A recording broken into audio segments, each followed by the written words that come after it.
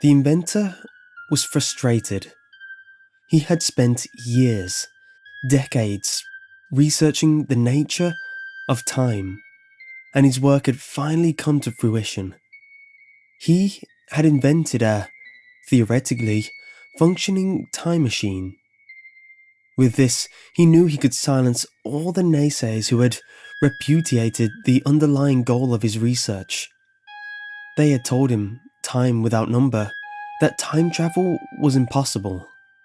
Otherwise, one could create a paradox by, say, going back in time and killing one's grandfather before he had any children, in which case the time traveller would never even exist, and so wouldn't travel back in time to kill his grandfather, thus ensuring the grandfather's procreation, and the time traveller's eventual existence, enabling the latter to go back in time and kill. Fa! He had long ago since dismissed such nonsense, but as he achieved greater and greater success in his research, always in the comfort of his lab at home rather than at work, the problem grew in his mind. It did not occupy his conscious mind, but his unconscious thoughts were frequently considering it, weighing particular solutions, allowing the better ones to step up to the next flaw in his mental architecture. This was actually how he did most of his thinking, with the result being that by the time an idea actually manifested itself in his subconscious mind, he was essentially already decided on a course of action. Obviously, he had concluded, a man could not travel back in time and prevent the circumstances by which he travelled back in time in the first place. Just as obviously, thus the paradox, there would be nothing to stop a man from doing precisely that once he had already travelled back in time. Therefore, both conditions must be true. A man could travel back in time and kill his grandfather, but then he would continue to exist, and upon his return to the present, he would discover that his grandfather had not been killed. Time travel, in other words, would only allow for observation, not interaction. No one would have to worry about accidentally stepping on a bug and somehow causing a volcanic eruption or whatever. This led to important side issues. Were one's actions actually happening somewhere, or somewhen? What would happen if one then got stuck in the past where the apparent event had taken place, etc.? But his subconscious was already working on potential solutions to these questions. As to the main question, he had already decided what to do. Before he would bring his time machine to the attention of his colleagues, and the world for that matter, he would first have to divest them of this notion of paradoxes. To this end, he would travel back in time, perform an action that could not have happened, and then return to the present.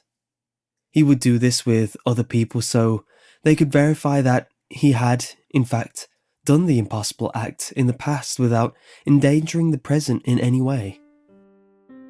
First though, he would have to do it alone in order to have empirical verification of a sort in hand before approaching his colleagues. He did not want to kill his grandfather, and was certain his explanation would not be believable if he had got stuck in 80 years in the past. So instead, he would travel 5 years in the past and kill himself. His self from 5 years ago, that is. If, per impossible, he got stuck there, he was pretty sure that his presence would prevent any murder accusation from getting off the ground, the alleged victim being alive and well.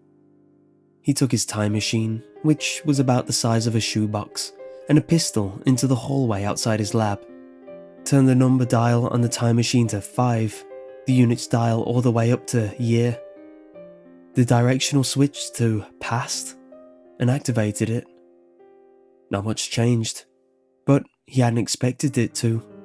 He had always relished continuity, which made it a little unusual that he, of all people, would invent a time machine, and so his furnishings had remained almost entirely unchanged over the 30+ years he'd been living in this place.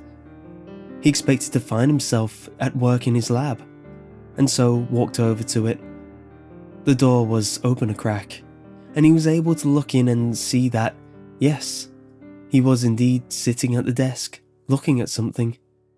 He raised the pistol, pushed the door open, and before his old self could react to the sound of the creaky hinges, he shot himself in the head. His old self. He paused for a moment to see if he noticed any differences. Did he have any new memories? Did he exist? Would one notice if he stopped existing?